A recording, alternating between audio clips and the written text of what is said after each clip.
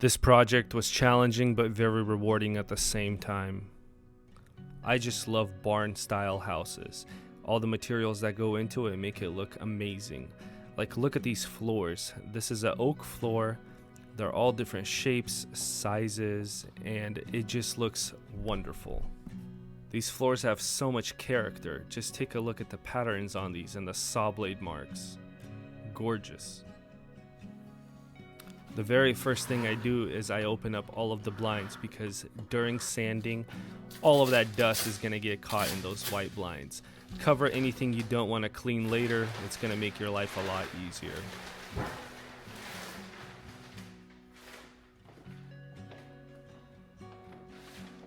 I chose to go with 220 grit sandpaper and a palm sander, and it makes very quick work of these floors.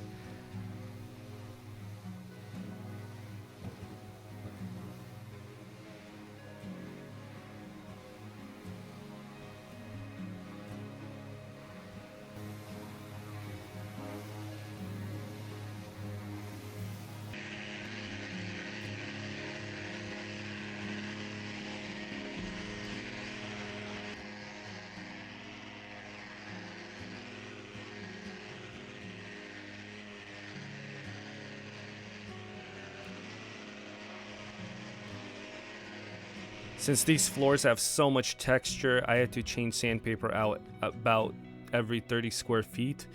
And this really helps, because if you keep going on that dull sandpaper for, like, let's say the whole project, you're not going to get very far very fast. The whole point of this game is to be efficient, so change that sandpaper.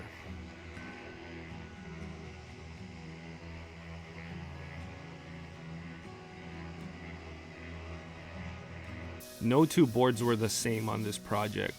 Right here, I'm crawling around on my hands and knees with a piece of sandpaper and going each individual board. Since these boards have so much waves and character in them, it's better this way to hit it with the hand sand instead of the palm sander, just because the palm sander is going to try to make everything flat and not get everything.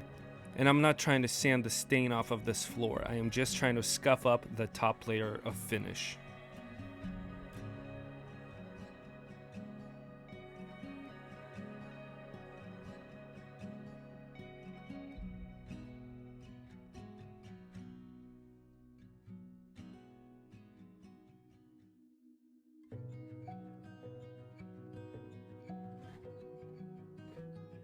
Vacuuming constantly is very important. The most important time to vacuum, though, is at the end, before putting finish on. If you don't, all of that dust and debris is going to end up in the finish, and nobody wants to see that happen.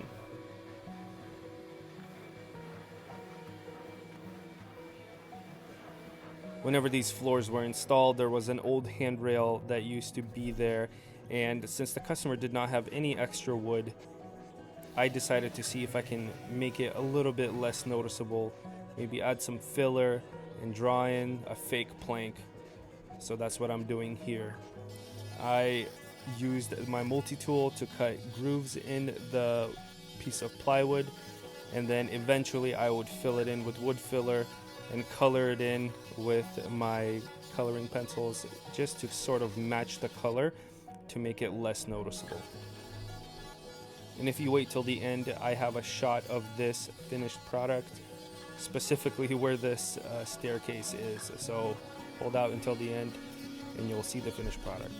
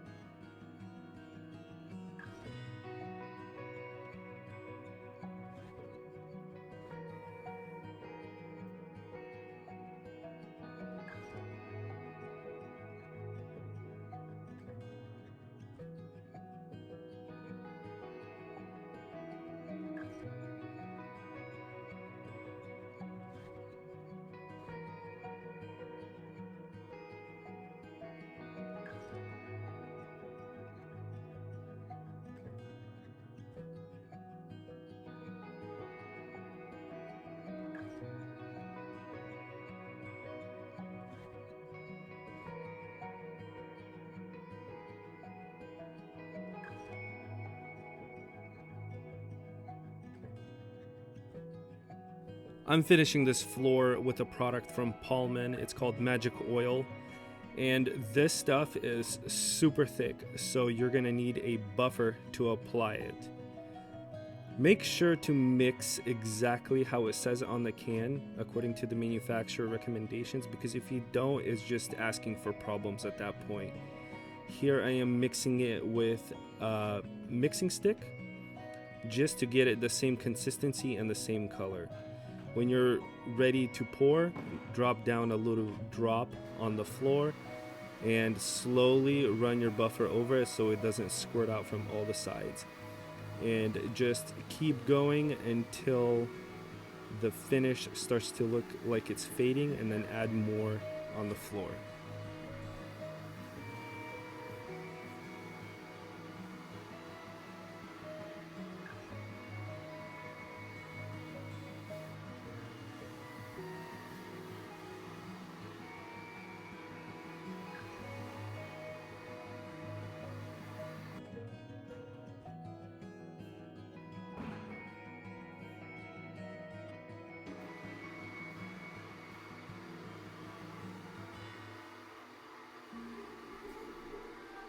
Make sure to move in side-to-side motions so you get the most amount of coverage while standing in one place.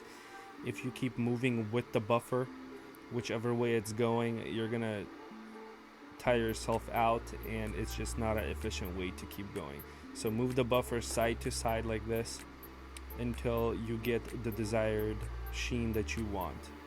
In this particular project, I'm doing 3 layers of this Pall-man product, and it looks absolutely amazing. Like, the camera does not do it justice.